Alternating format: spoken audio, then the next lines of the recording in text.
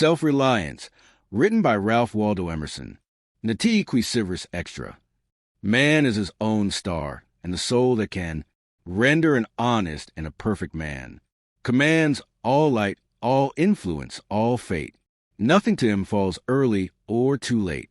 Our acts our angels are, or good or ill, are fatal shadows that walk by us still. Epilogue to Beaumont and Fletcher's Honest Man's Fortune.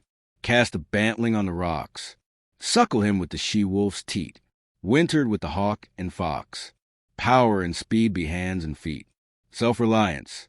I read the other day some verses written by an eminent painter which were original and not conventional. The soul always hears an admonition. In such lines, let the subject be what it may, the sentiment they instill is of more value than any thought they may contain. To believe your own thought, to believe that what is true for you in your private heart is true. For all men, that is genius. Speak your latent conviction, and it shall be. The universal sense, for the inmost in due time becomes the outmost, and our first thought is rendered back to us by the trumpets of the last. Judgment, familiar as the voice of the mind, is to each the highest merit.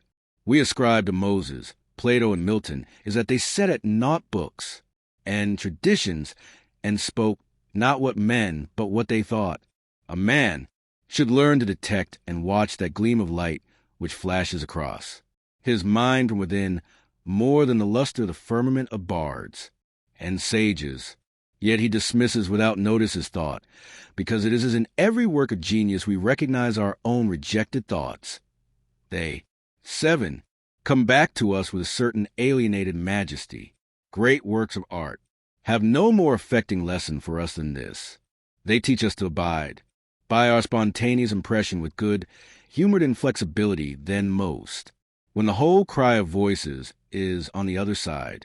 Else tomorrow, stranger will say with masterly good sense precisely what we have thought and felt all the time, and we shall be forced to take with shame our own opinion from another.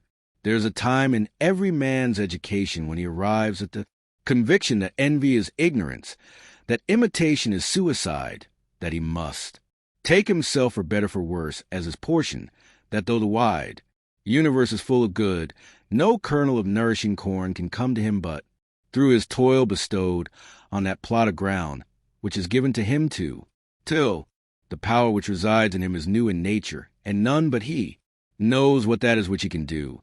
Nor does he know until he has tried not for nothing one face, one character, one fact, makes much impression on him and another none. This sculpture in the memory is not without pre-established harmony. The eye was placed where one ray should fall, that it might testify of that particular ray. We but half express ourselves and are ashamed of that divine ideal which each of us represents. It may be safely trusted as proportionate and of good issue, so be faithfully imparted, but God will not have his work made manifest by cowards. A man is relieved and gay when he has put his heart into his work and done his best, but what he has said or done otherwise shall give him no peace. It is a deliverance which does not deliver. In the attempt his genius deserts him. No muse befriends, no invention, no hope. Trust thyself. Every heart vibrates to that iron string. Accept the place the divine providence has found for you, the society of your contemporaries, the connection of events. Great men have always done so, and confided themselves childlike to the genius of their age, betraying their perception that the absolutely trustworthy was seated at their heart, working through their hands, predominating in all their being. And we are now men, and must accept in the highest mind the same transcendent destiny, and not minors and invalids in a protected corner, not cowards fleeing before revolution, but guides, redeemers, and benefactors, obeying the almighty effort and advancing on chaos and the dark. What pretty oracles nature yields us on this text in the face, and behavior, children, babes, and even brutes, that divided and rebel mind, that distrust of a sentiment because our arithmetic has computed the strength and means opposed to our purpose. These have not their Mind being whole, their eye is as yet unconquered, and when we look in, their faces we are disconcerted. Infancy conforms to nobody. All conform to it, so that one babe commonly makes 4 or 5 out of the adults who prattle and play to it. So God has armed youth and puberty, and manhood no less with its own piquancy and charm, and made it enviable and gracious, and its claims not to be put by. It will stand by itself. Do not think the youth has no force, because he cannot speak to you and me. Hark! In the next room his voice is sufficiently clear and emphatic. It seems he knows how to speak to his contemporaries. Bashful or bold then, he will know how to make us seniors very unnecessary. The nonchalance of boys who are sure of a dinner and would disdain as much as a lord to do or say ought to conciliate one is the healthy attitude of human nature. A boy is in the parlor what the pit is in the playhouse, independent, irresponsible, looking out from his corner on such people and facts as pass by. He tries and sentences them on their merits, in the swift, summary way of boys, as good, bad, interesting, silly, eloquent, troublesome. He cumbers himself never about consequences, about interests. He gives an independent, genuine verdict. You must court him. He does not court you. But the man is, as it were, clapped into jail by his consciousness. As soon as he has once acted, or spoken with a clahi, is a committed person, watched by the sympathy or the hatred of hundreds, whose affections must now enter into his account. There is no lethe for this. That he could pass again into his neutrality, who can thus avoid all pledges, and, having observe again from the same, unaffected, unbiased, unbribable, unaffrighted innocence, must always be formidable. He would utter opinions on all passing affairs, which being seen to be not private but necessary, would sink like darts into the ear of men and put them in fear. These are the voices which we hear in solitude, but they grow faint and inaudible as we enter into the world. Society everywhere is in conspiracy against the manhood of every one of its members. Society is a joint stock company in which the members agree, for the better securing of his bread to each shareholder, to surrender the liberty and culture of the eater. The virtue in most request is conformity. Self-reliance is its aversion. It loves not realities and creators, but names and customs. Whoso would be a man must be a nonconformist. He who would gather immortal palms must not be hindered by the name of goodness, but must explore if it be goodness. Nothing is at last sacred but the integrity of your own mind. Absolve you to yourself, and you shall have the suffrage of the world. I remember an answer which, when quite young I was prompted to make to a valued adviser who was wont to importune me with the dear old doctrines of the Church, on my saying, "What have I to do with the sacredness of traditions if I live wholly from within?" My friend suggested, "But these impulses may be from below, not from above." I replied, "They do not seem to me to be such, but if I am the devil's child, I will live then from the devil. No law can be sacred to me but that of my nature. Good and bad are but names very readily transferable to that or this. The only right is what is after my constitution, the only wrong what is against it. A man is to carry himself in the presence of all opposition as if everything were titular and ephemeral but he. I am ashamed to think how easily we capitulate to badges and names, to large societies and dead institutions. Every decent and well-spoken individual affects and sways me more than is right. I ought to go upright and vital, and speak the rude truth in all ways. If malice and vanity wear the coat of philanthropy, shall that pass? If an angry bigot assumes this bountiful cause of abolition, and comes to me with his last news from Barbados, why should I not say to him, "Go love thy infant, love thy wood chopper, be good-natured and modest, have that grace, and never varnish your hard, uncharitable ambition with this incredible tenderness. For black folk 1,000 miles off, Thy love afar is spite at home. Rough and graceless would be such greeting, but truth is handsomer than the affectation of love. Your goodness must have some edge to it, else it is none. The doctrine of hatred must be preached as the counteraction of the doctrine of love. When that pules and whines, I shun father and mother and wife and brother.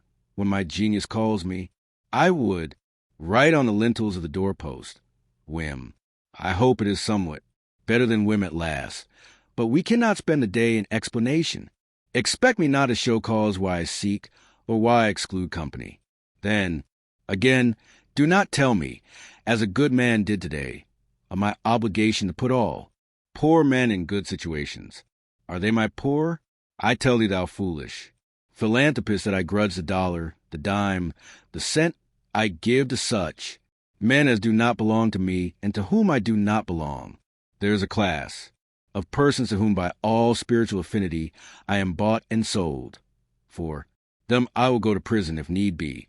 But your miscellaneous popular charities, the education at college of fools, the building of meeting houses to the vain end to which many now stand, alms to sots, and the thousandfold relief societies, though I confess with shame I sometimes to come and give the dollar, it is a wicked dollar which by I shall have the manhood to withhold. Virtues are, in the popular estimate, rather the exception than the rule. There is the man and his virtues. Men do what is called a good action, as some piece of courage or charity, much as they would pay a fine in expiation of daily non-appearance on parade.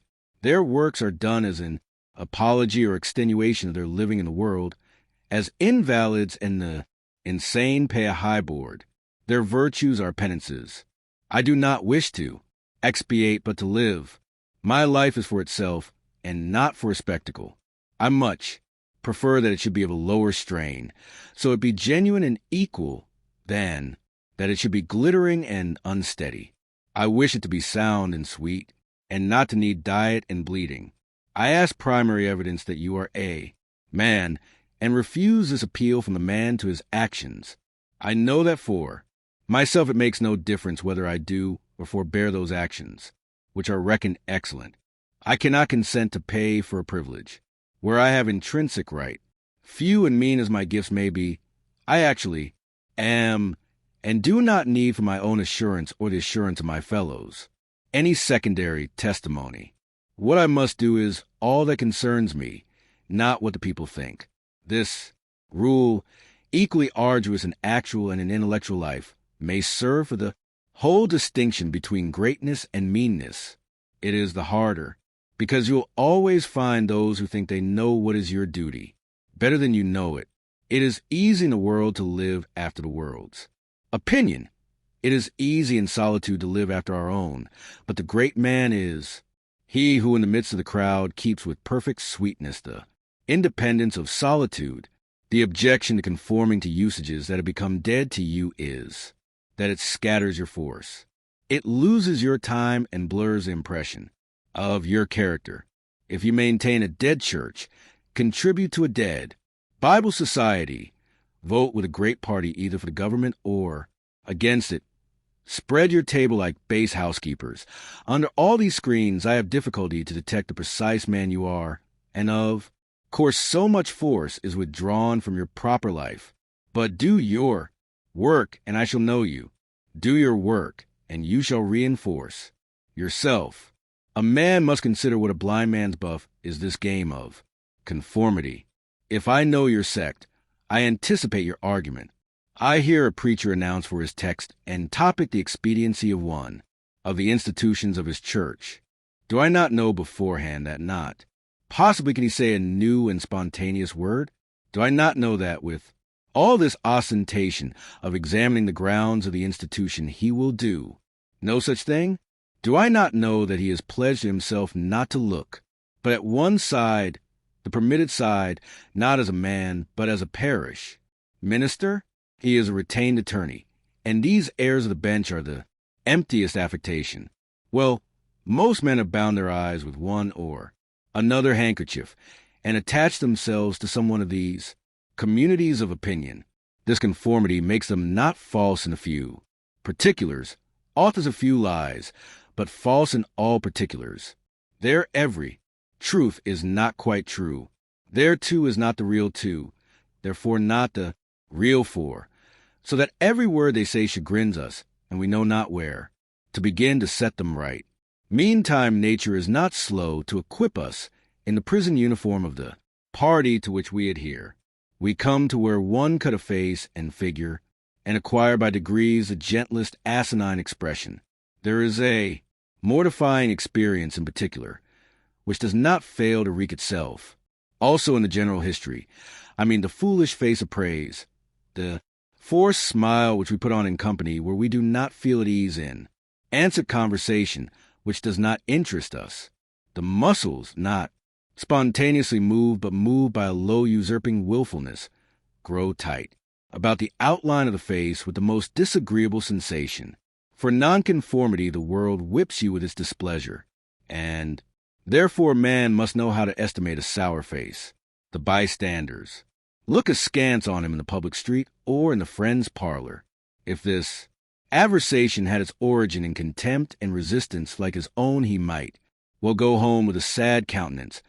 But the sour faces of the multitude, like their sweet faces, have no deep cause, but are put on and off as the wind blows and a newspaper directs. Yet is the discontent of the multitude more formidable than that of the Senate and the college. Meantime nature is not slow to equip us in the prison uniform of the party to which we adhere. We come to where one cut a face and figure, and acquire by degrees the gentlest asinine expression. There is a mortifying experience in particular, which does not fail to wreak itself.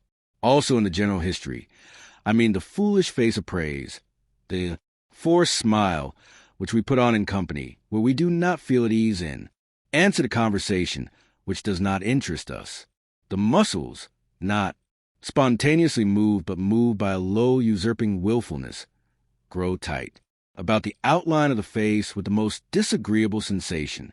For nonconformity the world whips you with its displeasure, and therefore man must know how to estimate a sour face.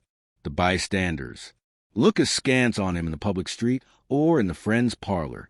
If this aversation had its origin in contempt and resistance like his own, he might well go home with a sad countenance. But the sour faces of the multitude, like their sweet faces, have no deep cause, but are put on and off as the wind blows and a newspaper directs. Yet is the discontent of the multitude more formidable than that of the Senate and the college. It is easy enough for a firm man who knows the world to brook the rage of the cultivated classes. Their rage is decorous and prudent, for they are timid, as being very vulnerable themselves. But when to their feminine rage the indignation of the people is added, when the ignorant and the poor are aroused, when the unintelligent brute force that lies at the bottom of society is made to growl and mow, it needs the habit of magnanimity and religion to treat it godlike as a trifle of no concernment. The other terror that scares us from self-trust is our consistency, a reverence for our past act or word, because the eyes of others have no other data for computing our orbit than our past acts, and we are loath to disappoint them. But why should you keep your head over your shoulder? Why drag about this corpse of your memory, lest you contradict somewhat you have stated in this or that public place? Suppose you should contradict yourself, what then? It seems to be a rule of wisdom never to rely on your memory alone, scarcely even in acts of pure memory, but to bring the past for judgment into the thousand-eyed present, and live ever in a new day. In your metaphysics you have denied personality to the deity, yet when the devout motions of the soul come, yield to them heart and life, though they should clothe God with shape and color. Leave your theory, as Joseph is coat in the hand of the harlot, and flee. A foolish consistency is the hobgoblin of little minds, adored by little statesmen and philosophers and divines. With consistency, a great soul has simply nothing to do. He may as well concern himself with his shadow on the wall. Speak what you think now in hard words, and tomorrow speak what tomorrow thinks in hard words again, though it contradict every thing you said today. Ah, so you shall be sure to be misunderstood. Is it so bad, then, to be misunderstood? Pythagoras was misunderstood, and Socrates and Jesus and Luther and Copernicus and Galileo and Newton and every pure and wise spirit that ever took flesh. To be great is to be misunderstood. I suppose no man can violate his nature. All the sallies of his will are, rounded in by the law of his being, as the inequalities of Andes and Himalaya are insignificant in the curve of the sphere. Nor does it matter how you gauge and try him. A character is like an acrostic or Alexandrian. Stanza. Read it forward, backward, or across. It still spells the same thing. In this pleasing, contrite wood life, which God allows me, let me record day by day my honest thought without prospect or retrospect. And I cannot doubt it will be found symmetrical, though I mean it not, and see it not. My book should smell of pines and resound with the hum of insects. The swallow over my window should interweave that thread or straw he carries in his bill into my web. Also, we pass for what we are.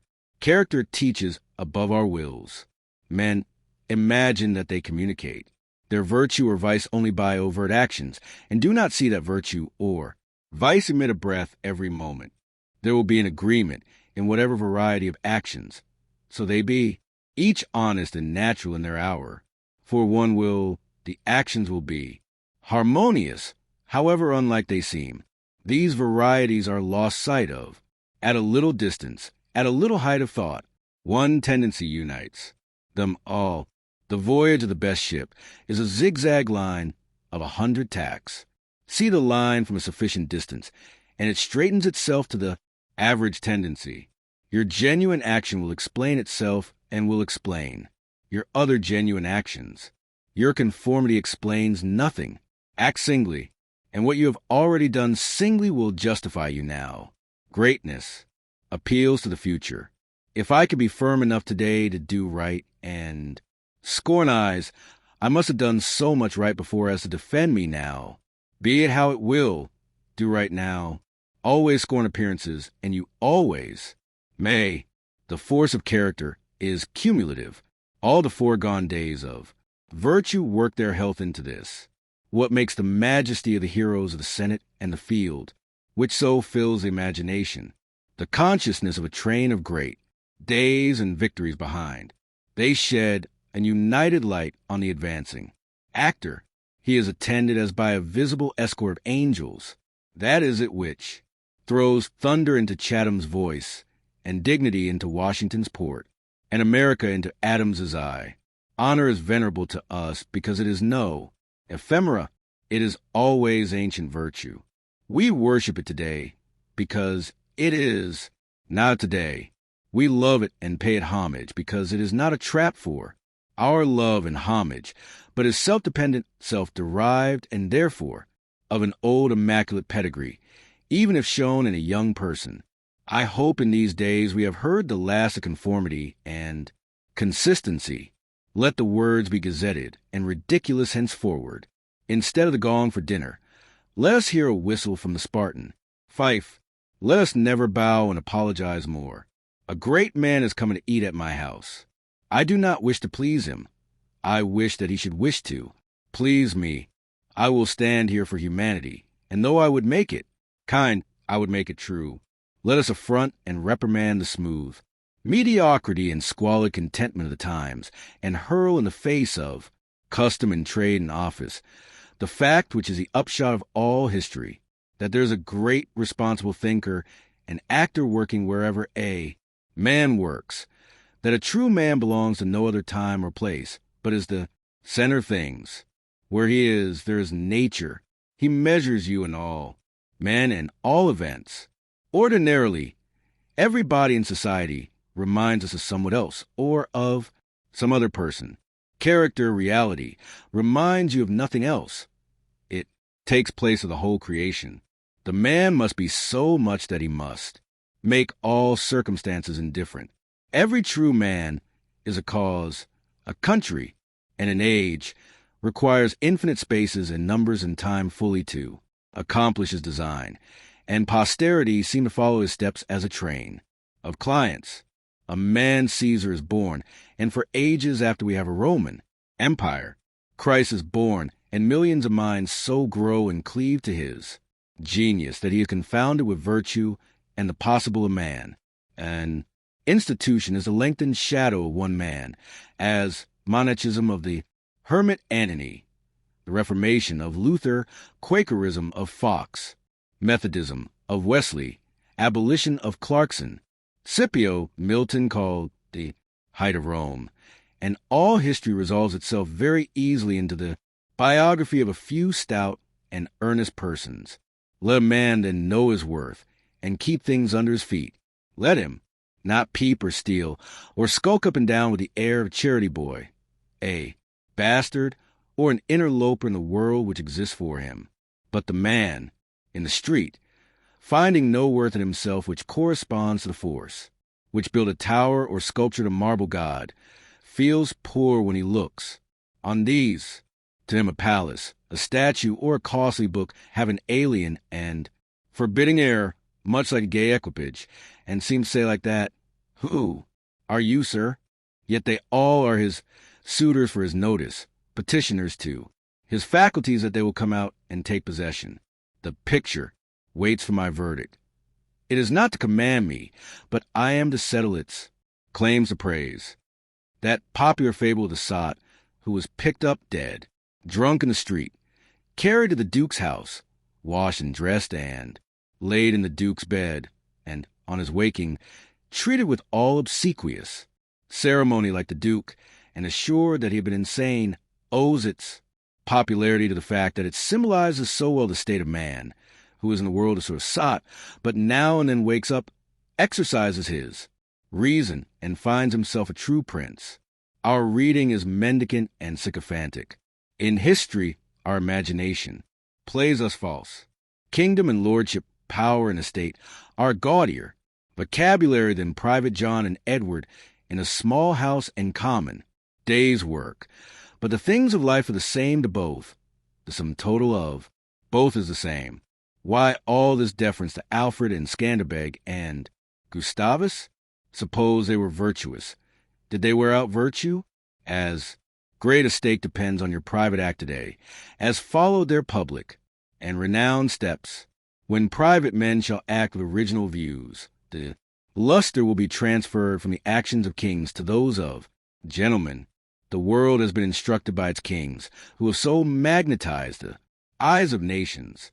It has been taught by this colossal symbol the mutual reverence that is due from man to man, the joyful loyalty with which men have everywhere suffered the king, the noble, or the great proprietor to walk among them by a law of his own, make his own scale of men and things, and reverse theirs, pay for benefits not with money but with honor, and represent the law in his person, was a hieroglyphic by which they obscurely signified their consciousness of their own right and comeliness, the right of every man.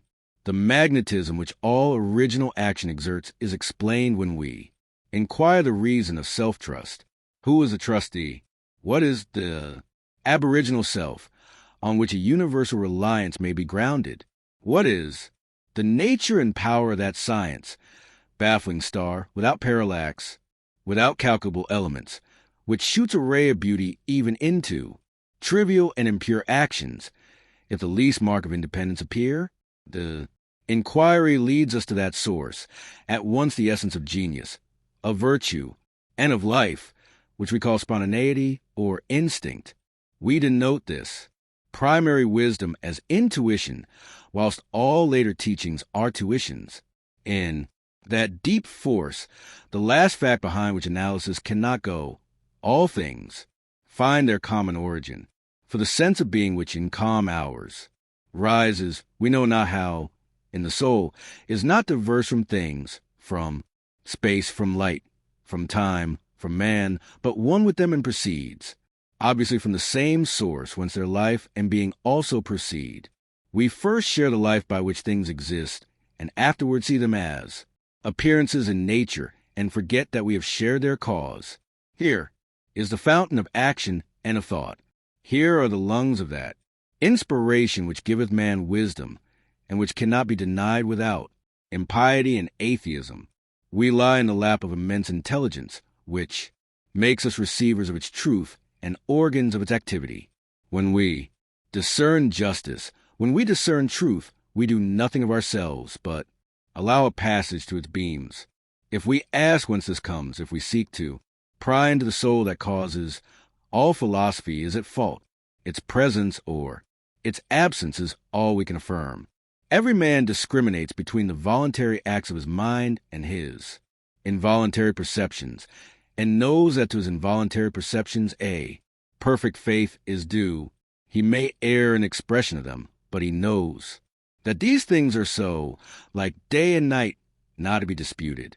My willful actions and acquisitions are but roving. The idlest reverie, the faintest native emotion, command my curiosity and respect.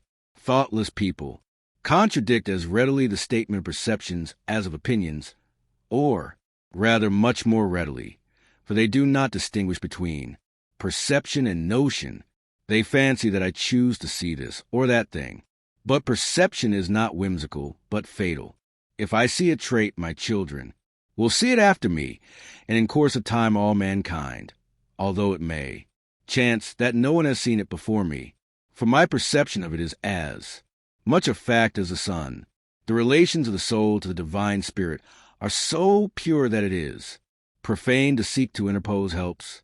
It must be that when God speaketh, he should communicate not one thing, but all things should fill the world. With his voice should scatter forth light, nature, time, souls from the center of the present thought, and new date and new create the whole.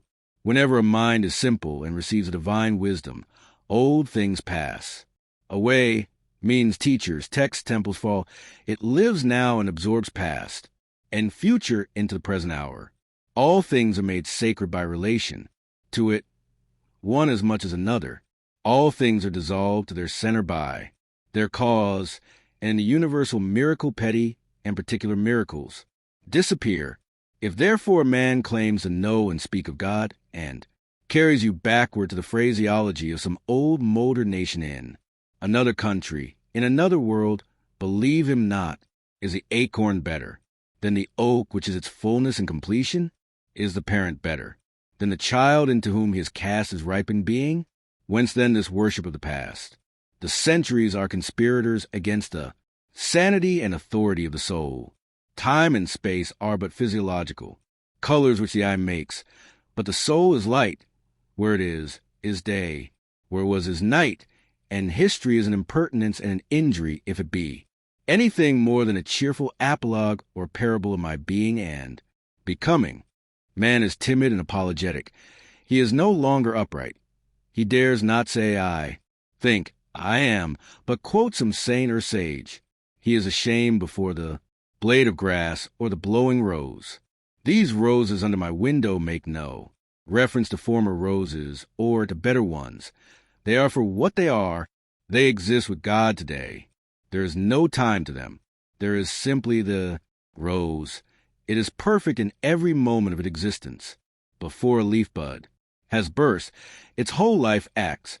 In the full-blown flower there is no more. In the leafless root there is no less. Its nature is satisfied, and it satisfies. Nature in all moments alike. But man postpones or remembers. He does not live in the present, but with reverted eye laments the past, or, heedless of the riches that surround him, stands on tiptoe to foresee the future. He cannot be happy and strong until he too lives with nature. In the present, above time, this should be plain enough. Yet see what strong intellects dare not yet hear God himself, unless he speak the phraseology of I know not what, David or Jeremiah or Paul. We should not always set so great a price on a few texts, on a few lives. We are like children who repeat by rote the sentences of grandams and tutors, and as they grow older of the men, of talents and character they chance to see, painfully recollecting the exact words they spoke, afterwards, when they come into the point of view which those had who uttered these sayings, they understand them, and are willing to let the words go. For at any time, they can use words as good when occasion comes. If we live truly, we shall see truly. It is as easy for the strong man to be strong as it is for the weak to be weak. When we have new perception, we shall gladly disburden the memory of its hoarded treasures as old rubbish. When a man lives with God, his voice shall be as sweet as the murmur of the brook and the rustle of the corn. And now at last the highest truth on this subject remains unsaid. Probably cannot be said, for all that we say is the far-off remembering of the intuition, that thought by what I can now nearest approach to say it, is this: when good is near you, when you have life in yourself, it is not, by any known or accustomed way, you shall not discern the footprints of any other, you shall not see the face of man, you shall not hear any name. The way, the thought, the good shall be wholly strange and new. It shall exclude example and experience. You take the way from man, not to man. All persons that ever existed are its forgotten ministers. Fear and hope are alike beneath it. There is somewhat low even in hope. In the hour of vision, there is nothing that can be called gratitude, nor properly joy. The soul raised over passion beholds identity and eternal causation, perceives the self-existence of truth and right, and calms itself with knowing that all things go well. Vast spaces of nature, the Atlantic Ocean, the South Sea, long intervals of time, years, centuries, are of no account. This which I think and feel underlay every former state of life and circumstances, as it does underlie my present, and what is called life and what is called death. Life only avails, not the having lived. Power ceases in the instant of repose. It resides in the moment of transition from a past to a new state, in the shooting of the gulf, in the darting to an aim. This one fact the world hates, that the soul becomes, for that forever degrades the past, turns all riches to poverty, all reputation to a shame, confounds the saint with the rogue, shoves Jesus and Judas equally aside. Why then do we prate of self-reliance? Inasmuch as the soul is present there will be power not confident, but agent. To talk of reliance is a poor external way of speaking. Speak rather that which relies, because it works and is. Who has more obedience than I masters me, though he should not raise his finger. Round him I must revolve by the gravitation of spirits. We fancy it rhetoric when we speak of eminent virtue. We do not yet see that virtue is height, and that a man or a company of men, plastic and permeable to principles, by the law of nature must overpower and ride all. Cities, nations, kings, rich men, poets, who are not.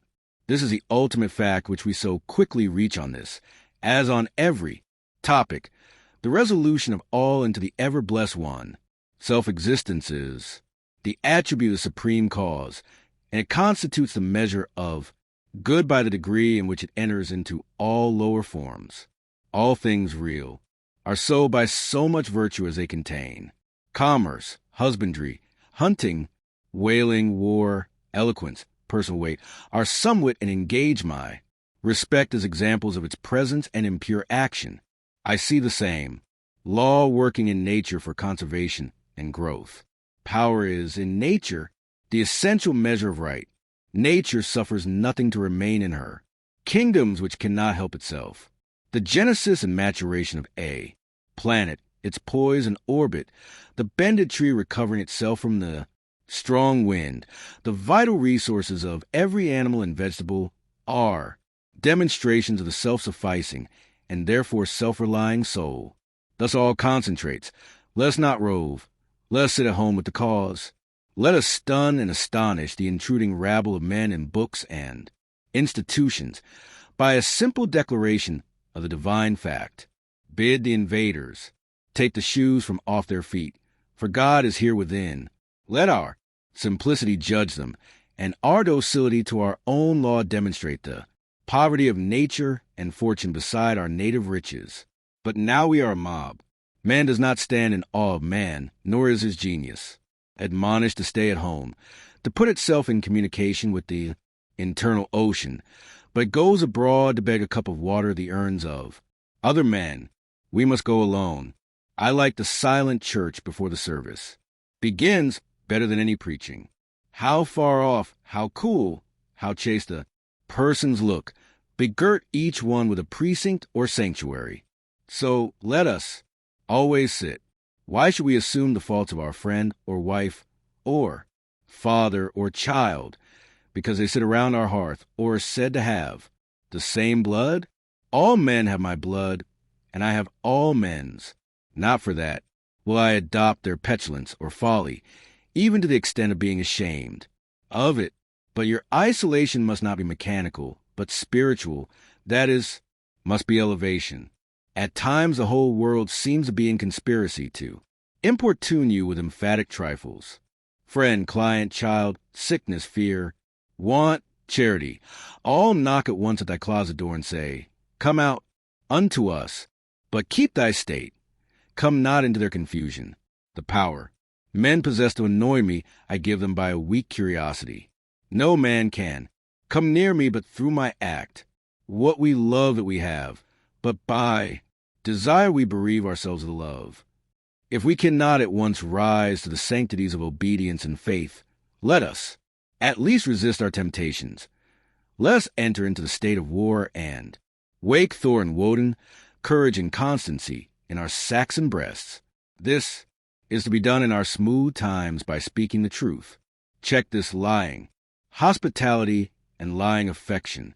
Live no longer to the expectation of these, deceived and deceiving people with whom we converse.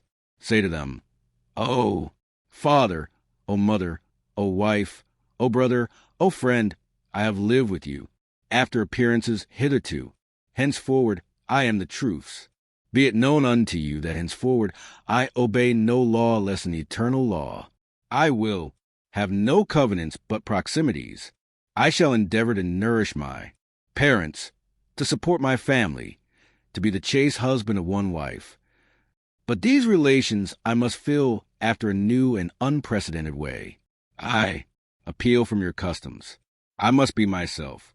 I cannot break myself any longer for you, or you. If you can love me for what I am, we shall be the happier.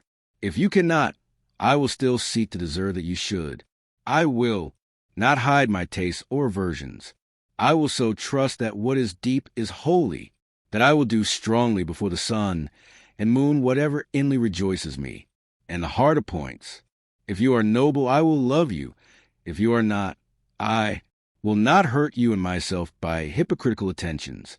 If you are true, but not in the same truth with me, cleave to your companions. I will seek my own.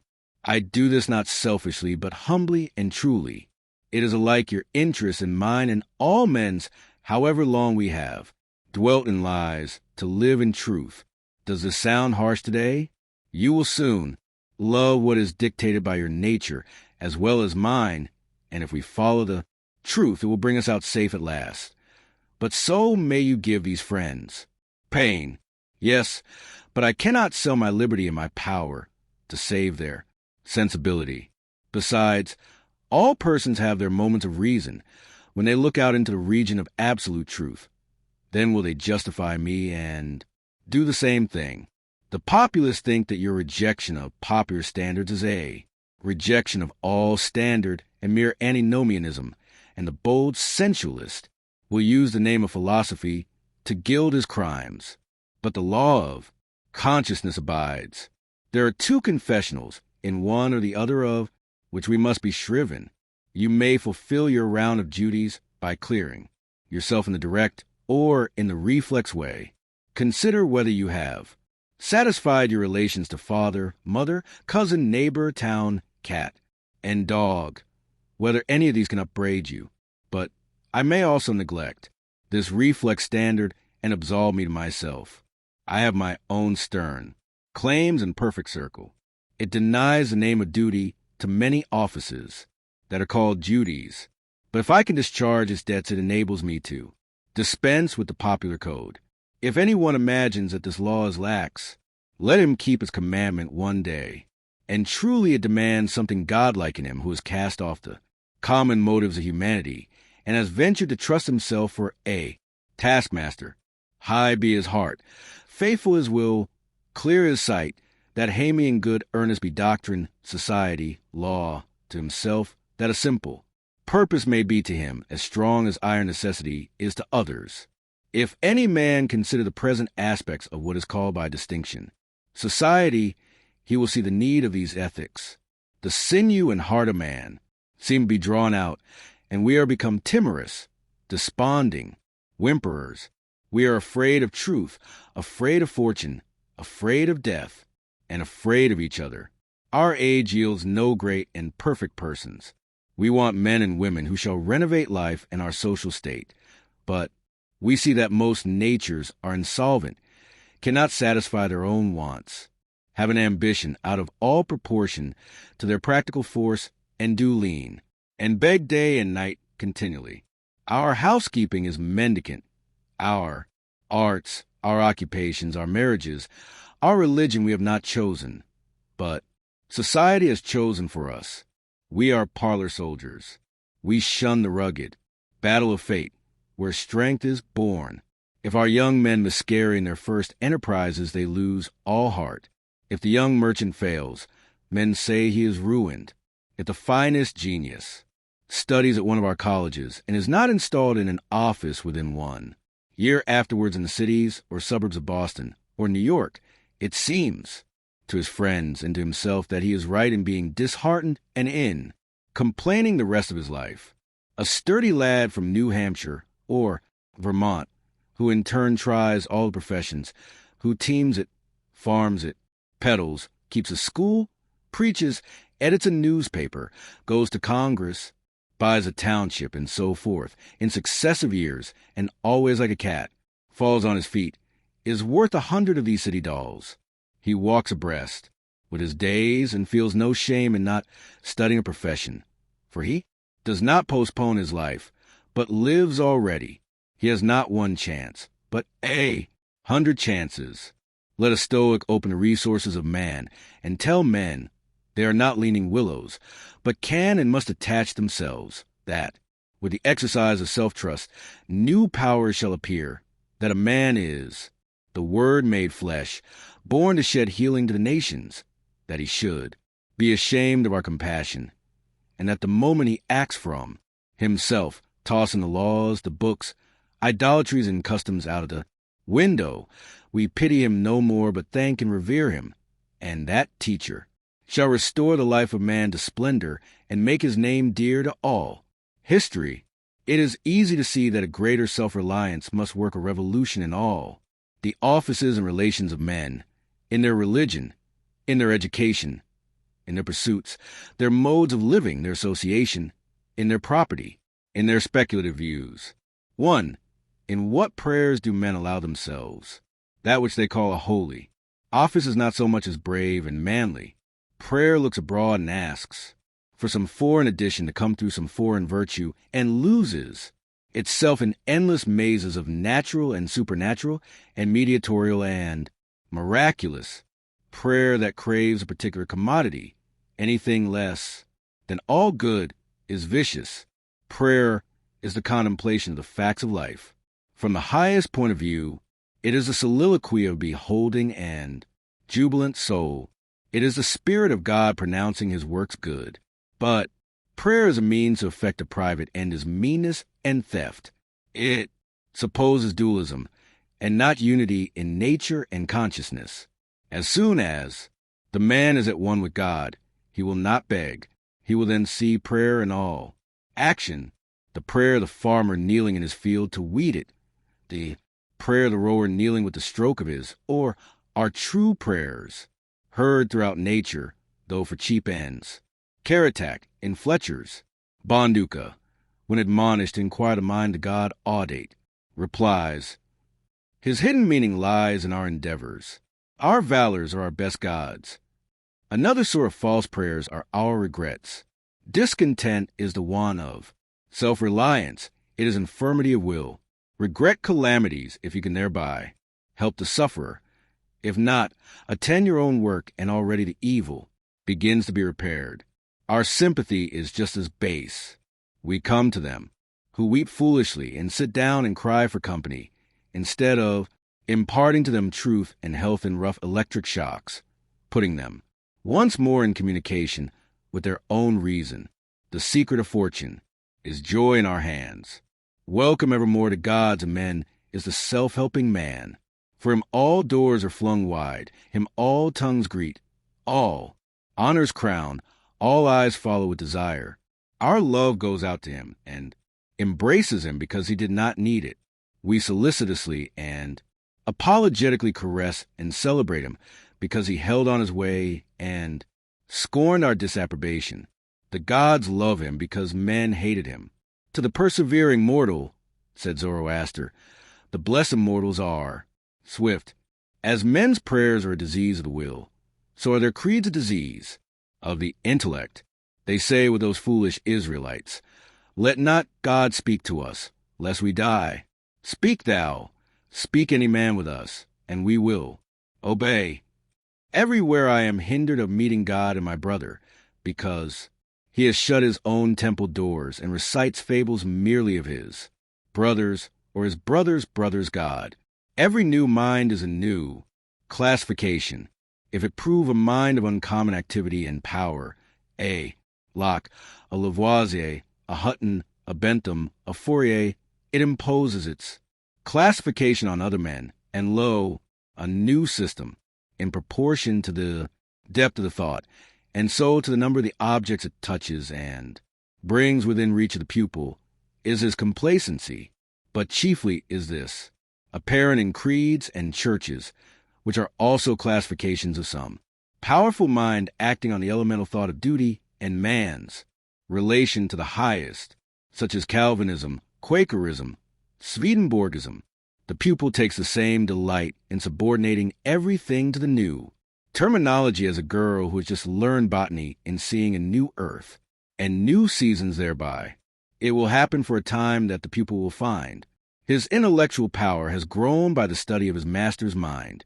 But in all unbalanced minds, the classification is idolized, passes to the end, and not for a speedily exhaustible means, so that the walls of the system blend to their eye in the remote horizon with the walls of the universe. The luminaries of heaven seem to them hung on the arch their master built.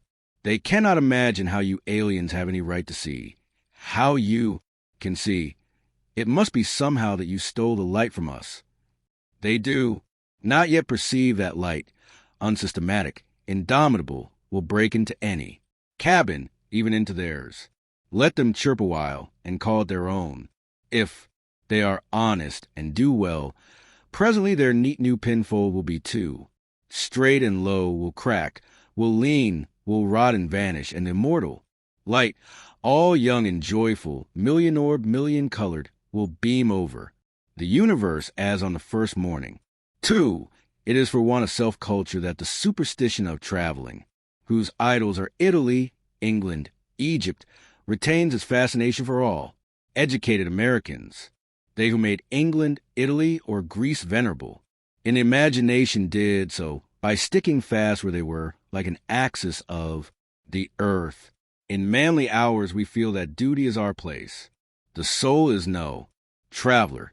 The wise man stays at home, and when his necessities, his duties, on any occasion call him from his house or into foreign lands, he is at home still, and shall make men sensible by the expression of his countenance that he goes, the missionary of wisdom and virtue, and visits cities and men like a sovereign, and not like an interloper or a valet. 24. I have no churlish objection to the circumnavigation of the globe for the purposes of art, of study, and benevolence, so that the man is first domesticated, or does not go abroad with the hope of finding somewhat greater than he knows. He who travels to be amused, or to get somewhat which he does not carry, travels away from himself, and grows old even in youth among old things. In Thebes and Palmyra his will and mind have become old and dilapidated as they. He carries ruins to ruins. Traveling is a fool's paradise. Our first journeys discover to us the indifference of places. At home I dream that at Naples, at Rome, I can be intoxicated with beauty and lose my sadness. I pack my trunk, embrace my friends, embark on the sea, and at last wake up in Naples. And there beside me is a stern fact, the sad self, unrelenting, identical, that I fled from.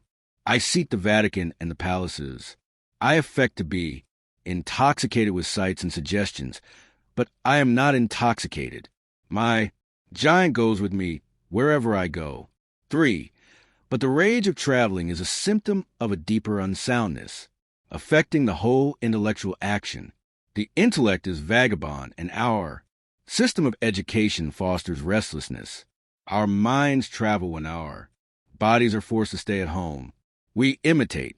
And what is imitation but the traveling of the mind? Our houses are built with foreign taste. Our shelves are garnished with foreign ornaments. Our opinions, our tastes, our faculties lean and follow the past and the distant. The soul created the arts wherever they have flourished. It was in his own mind that the artist sought his model. It was an application of his own thought to the thing to be done and the conditions to be observed. And why need we copy the Doric or the Gothic model? Beauty, convenience, grandeur of thought, and quaint expression are as near to us as to any, and if the American artist will study with hope and love the precise thing to be done by him, considering the climate, the soil, the length of the day, the wants of the people, the habit and form of the government, he will create a house in which all these will find themselves fitted and taste. And sentiment will be satisfied also. Insist on yourself. Never imitate. Your own gift you can present every moment with the cumulative force of a whole life's cultivation, but of the adopted talent of another you have only an extemporaneous half. Possession, that which each can do best, none but his Maker can teach. Him, no man yet knows what it is, nor can, till that person has exhibited it. Where is the master who could have taught Shakespeare? Where is the master who could have instructed Franklin or Washington or Bacon or Newton? Every great man is a unique. The Scipionism of Scipio is precisely that part he cannot borrow. Shakespeare will never be made. By the study of Shakespeare, do that which is assigned you, and you cannot hope too much or dare too much. There is, at this moment for you, an utterance brave and grand as that of the colossal chisel of Phidias, or trowel of the Egyptians, or the pen of Moses, or Dante, but different from all these, not possibly with a soul all rich, all eloquent, with thousand cloven tongue, deign to repeat itself. But if you can hear what these patriarchs say, surely you can reply to them in the same pitch of voice, for the ear and the tongue are two organs of one nature. Abide in the simple and noble regions of thy life. Obey thy heart, and thou shalt reproduce the foreworld again. For as our religion, our education, our art look abroad, so does our spirit of society. All men plume themselves on the improvement of society, and no man improves. Society never advances. It recedes as fast on one side as it gains on the other. It undergoes continual changes. It is barbarous. It is civilized. It is Christianized. It is rich. It is scientific. But this change is not amelioration. For everything that is given something is taken. Society acquires new arts and loses old instincts. What a contrast between the well-clad, reading, writing, thinking American with a watch, a pencil, and a bill of exchange in his pocket, and the naked New Zealander, whose property is a club, a spear, a mat, and an undivided 20th of a shed to sleep under. But compare the health of the two men, and you shall see that the white man has lost his aboriginal strength. If the traveler tell us truly, strike the savage with a broad axe, and in a day or two the flesh shall unite, and heal as if you struck the blow into soft pitch, and the same blow shall send the white to his grave. The civilized man has built a coach, but has lost the use of his feet. He is supported on crutches, but lacks so much support of muscle. He has a fine Geneva watch, but he fails of skill to tell the hour by the sun. A Greenwich Nautical Almanac he has. And so being sure of the information when he wants it, the man in the street does not know a star in the sky. The solstice he does not observe. The equinox he knows as little, and the whole bright calendar of the year is without a dial in his mind. His notebooks impair his memory. His libraries overload his wit. The insurance office increases the number of accidents, and it may be a question whether machinery does not encumber, whether we have not lost by refinement some energy, by a Christianity entrenched in establishments, and form some vigor of wild virtue. For every Stoic was a Stoic, but in Christendom where is a Christian? There is no more deviation in the moral standard than in the standard of height or bulk. No greater men are now than ever were. A singular equality may be observed between the great men of the first and of the last ages, nor can all the science, art, religion, and philosophy of the 19th century avail to educate greater men than Plutarch's heroes 3 or 4 and 20 centuries ago. Not in time is the race progressive. Phocion, Socrates, Anaxagoras, Diogenes are great men, but they leave no class. He who is really of their class will not be called by their name, but will be his own man, and in his turn the founder of a sect. The arts and inventions of each period are only its costume and do not invigorate men. The harm of the improved machinery may compensate its good. Hudson and Bering accomplished so much in their fishing boats as to astonish Perry and Franklin, whose equipment exhausted the resources of science and art. Galileo, with an opera glass, discovered a more splendid series of celestial phenomena than any one since. Columbus found a new world in an undecked boat. It is curious to see the periodical disuse and perishing of means and machinery which were introduced with loud laudation a few years or centuries before. The great genius returns to essential man. We reckon the improvements of the art of war among the triumphs of science, and yet Napoleon conquered Europe by the bivouac, which consisted of falling back on naked valor and disencumbering it of all aids. The emperor held it impossible to make a perfect army, says Las Cases, without abolishing our arms, magazines, commissaries, and carriages, until, in imitation of the Roman custom, the soldier should receive a supply of corn, grind it in his hand mill, and bake his bread himself. Society is a wave. The wave moves onward, but the water of which it is composed does not. The same particle does not rise from the valley to the ridge. Its unity is only phenomenal. The persons who make up a nation today, next year die, and their experience with them. And so the reliance on property, including the reliance on governments, which protect it, is the one of self-reliance. Men have looked away from themselves and at things so long that they have come to esteem the religious learned in civil institutions as guards of property, and they deprecate assaults on these because they feel them to be assaults on property. They measure their esteem of each other by what each has and not by what each is. But a cultivated man becomes ashamed of his property out of new respect for his nature. Especially he hates what he has if he see that it is accidental, came to him by inheritance or gift or crime. Then he feels that it is not having, it does not belong to him, has no root in him, and merely lies there because no revolution or no robber takes it away. But that which a man is does always by necessity acquire, and what the man acquires is living property, which does not wait the beck of rulers or mobs or revolutions or fire or storm or bankruptcies, but perpetually renews itself wherever the man breathes. Thy lot or portion of life, said the Caliph Ali, is seeking after thee, therefore be at rest from seeking after it. Our dependence on these foreign goods leads us to our slavish respect for numbers.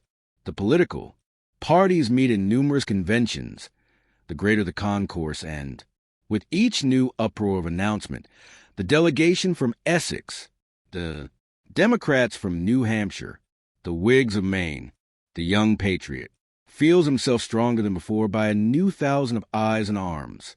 In like manner the reformers summon conventions and vote and resolve in multitude. Not so, O friends, will the God deign to enter and inhabit you, but by a method precisely the reverse. It is only as a man puts off all, foreign support, and stands alone, that I see him to be strong and to prevail. He is weaker by every recruit to his banner. Is not a man better than a town? Ask nothing of men, and in the endless mutation, thou only, firm column, must presently appear the upholder of all that surrounds thee.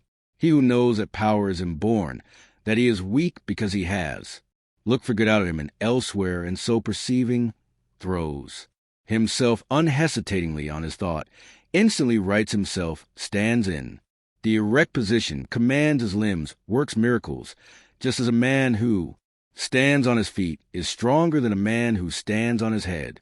So use all that is called fortune. Most men gamble with her, and gain all, and lose all as her wheel rolls.